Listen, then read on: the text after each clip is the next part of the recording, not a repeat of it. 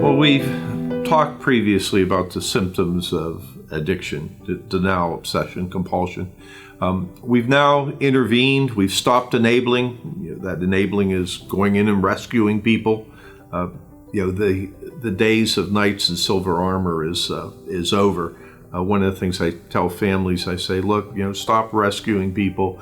If you need rescued, call 911. And I want to let you know that when there's overdoses, that's who we do call, 911. We don't try to bring people back on their own. They have things, for example, like Narcan. We call the paramedics. One of the things I'm trying to tell you is this is a family disease or a community disease if you want to do that. You don't have to do this alone. Break the silence. Talk to other people. Reach out to professionals. We are only as sick as our secrets. And so, for example, when addiction is in our family, we want to hide it because there's shame and guilt. We need to bring it to the light. We need to bring it out so that people can get well. Let's talk a little bit about what ongoing recovery is. So somebody has been detoxified. They went to detox and they went to treatment. It doesn't matter what type of treatment it was, whether it was inpatient or it was outpatient, intensive outpatient, which is 5 or 4 days a week, or maybe it's just meeting with a counselor. What we have found in the end is a support system. Now, some people have found that in the church historically, but since 1935, there's been a group that has pioneered the support system, and it's called Alcoholics Anonymous. It was started with a failed stockbroker, Bill Wilson, and a failed doctor, Dr. Bob Smith. And that 12-step program, that support group, has spread throughout the world, and there's over 600 different 12-step groups today. That's what ongoing recovery does. You don't do this alone. The first word of the first step is we. You don't have to do this alone. And when I talk about the we, well, if you think about the Declaration of Independence, it begins with a we. The Constitution begins with a we. The Declaration of Human Rights by the United Nations, it's a we. Isolation is our enemy. For example, when somebody commits suicide, do they do it in public? Well, rarely. They're isolated. When someone overdoses, what happens? They're usually by themselves. So we have to break that prison of isolation. That's very important. And so what ongoing recovery is, to me, is being part of the community, becoming a productive, responsible member of society. Groups like Alcoholics Anonymous, Narcotics Anonymous, your church can give you that support you need to get through this difficult times. That's what ongoing recovery works with. The other thing about this is, I've talked about this disease, it's a disease of the body, of the mind, and of the spirit. That body, we take that by detoxing people. The detox takes the chemicals out of the body. Now, if it was only a physical disease, people would only be detoxed once. That's it. You'd be detoxed once, you never go back and take the first drink or first drug. But that mental obsession is what leads people back. It's be different this time. I know that I can handle it. I'll only do a little bit.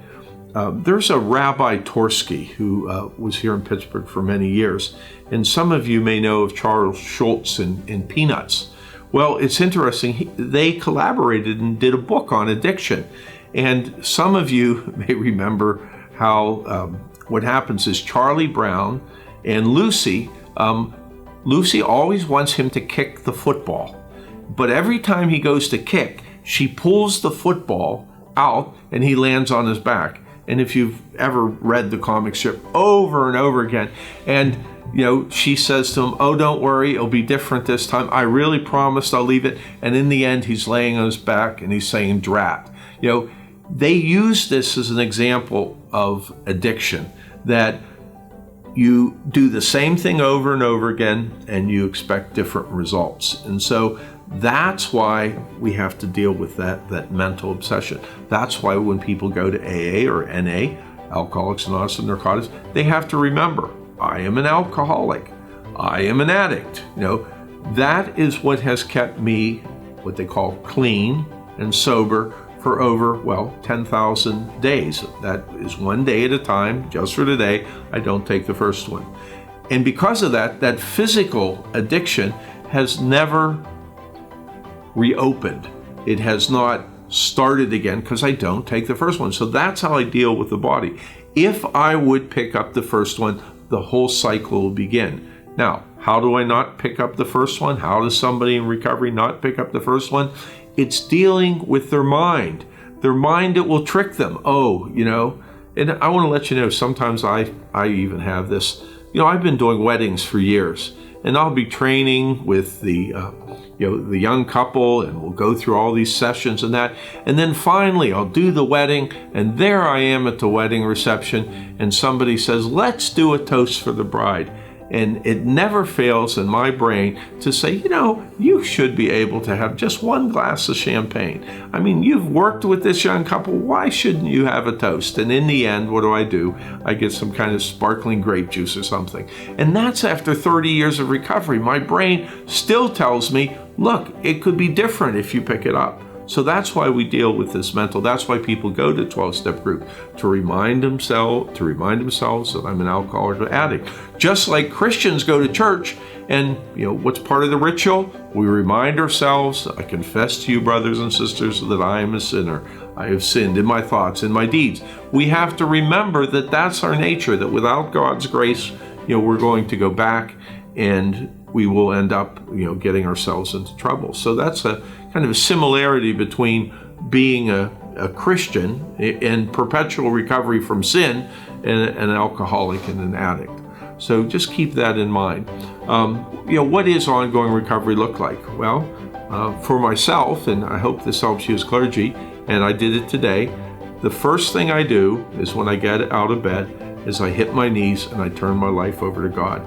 I remind myself that I am a sinner and I'm an alcoholic, and I ask God for help. And I have done that, like I said, over 10,000 days in a row.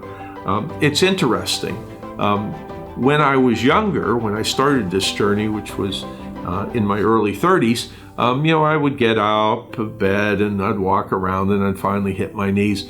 But now that I've been doing this, I find it's much easier. I just literally slide out of bed onto the floor and I just give my life to God, because I found that I can really mess my life up between, the floor and the bathroom. So what recovering addicts and alcoholics is, they surrender themselves on a daily basis, and they do not have the luxury of forgetting even for one day.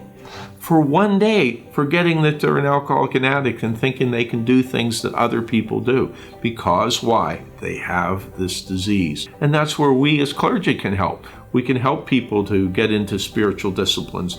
We can, help them to read the Bible, or they can read something like Brother Lawrence, the practice of God, or, the imitation of Christ. I mean, we have a lot to offer people in recovery.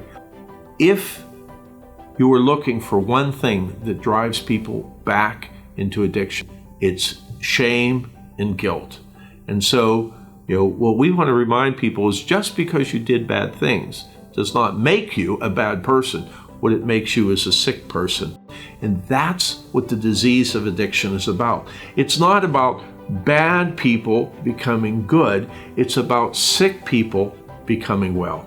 That's what ongoing recovery, and we as clergy and people in the church can help people to go into that lifelong journey of recovery. Denial, obsession, compulsion, treatment, and ongoing recovery. Many people find themselves in the basements of church, where they will continue their ongoing recovery for the rest of their lives.